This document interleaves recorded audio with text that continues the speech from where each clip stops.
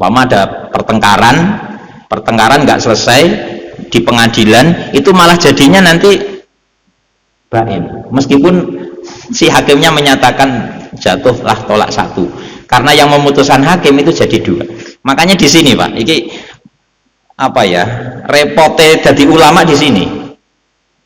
Bener, Mbah Yai Maimun itu dulu waktu memutuskan hukum ini repot di Indonesia itu.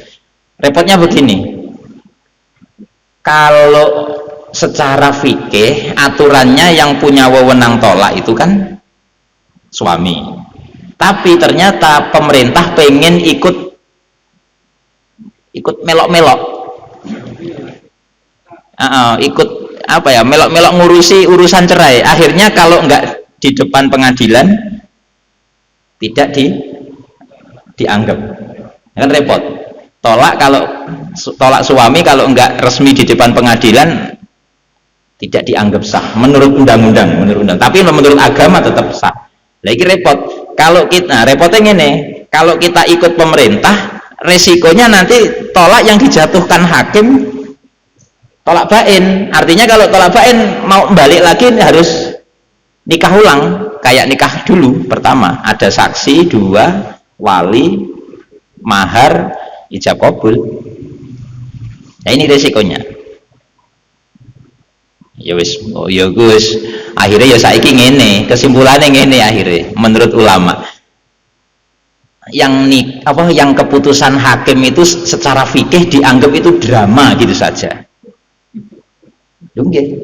Tetap yang diyakini oleh Islam adalah yang asli dijatuhkan oleh suami, karena memang tolak itu haknya suami. Memang asli hukum dasarnya talak itu haknya suami. Beda kalau hulu itu haknya istri Bu, istri gugat cerai, ya tetap punya hak ya, istri pun punya hak untuk minta pisah, tapi dengan jalur hulu. Kalau laki-laki dengan jalur talak. Nah nanti semuanya ini hakim berperan lah. Kalau hakim ikut-ikut jatuhkan, langsung statusnya bain. Nah makanya di situ tak tulis itu yang bain. Tolak bain itu ada 3 kali talak, kamu saya talak 3, langsung jadinya bain. Atau 3 kali bertahap, hari Senin talak 1, terus hari Selasa talak 2, hari Rabu talak 3. Lah itu berarti sudah jatuh 3 talak. Lah kalau begitu nanti kalau pengen balik lagi, ini yang repot. Kalau yang talak 3 ini kalau pengen balik tidak hanya sekedar nikah baru, tapi harus ada muhalil. Muhalil itu suami baru yang nengah-nengahi. Kalau pengen kembali ke suami yang lama, yang mentalak 3, harus nikah dulu dengan suami baru dan bersetubuh dulu dengan suami baru itu. Kalau suami baru itu menceraikan, baru nanti istri itu boleh kembali ke suami yang lama. Itu namanya suami baru, itu namanya muhalil. Kalau nggak mau nalak ya terserah suaminya. Dan kalau janjian ditalak malah nggak sah nikahnya. Umpama ya awake dhewe lah, ya nggak enak kalau contohnya awake dhewe. Umpama janjian suami lama dengan suami baru janjian, Mas, aku pengen balik ke istriku tapi nggak bisa, kadung talak 3, tolong sampean jadi muhalilnya, tolong istriku sampean nikah setubuhi, tapi setelah itu nanti ceraikan ya. Kalau dipeseni begitu malah nggak sah. Artinya nikahnya nikah nggak untuk selamanya. Kasus akad nikah kan untuk selamanya, kayak jual beli loh Pak.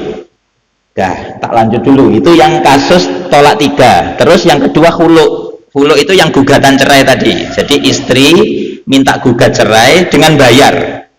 Jadi istri kalau menggugat cerai nanti bayar, suaminya dibayar untuk mencerai. Ayo Mas, ceraikan saya, tak bayar.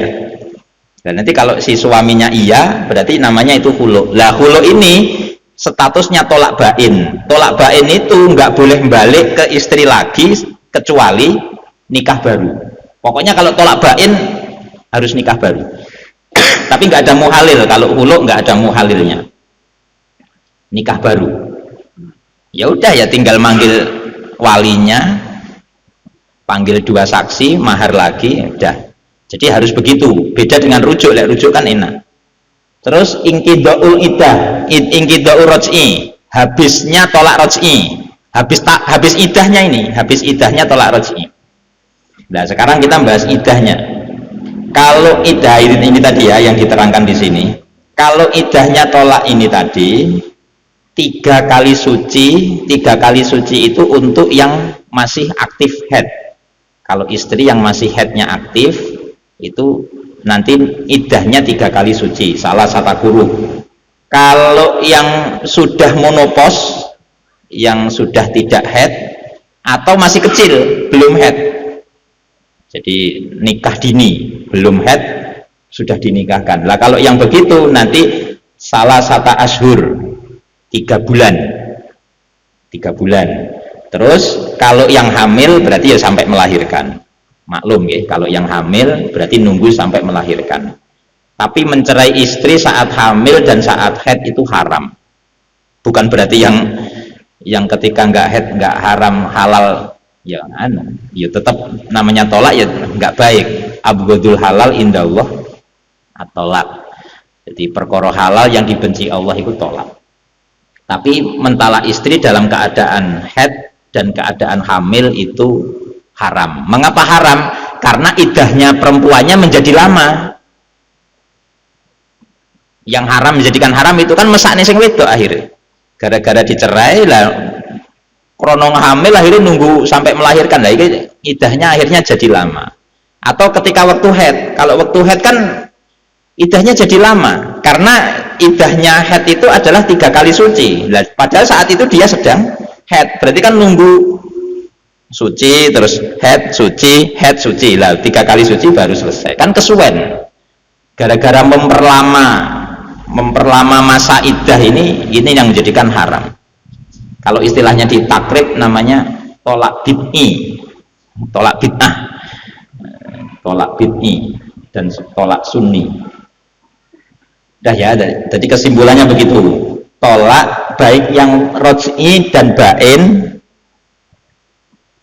Tolak ini baik yang roj'i atau bain sama. Jadi 3 kali suci, salah satu kuruk. 3 kali suci. Ini bagi yang haid. Atau pilihannya 3 bulan, salah satu ashur. Ini bagi yang sudah monopos atau yang belum sama sekali haid.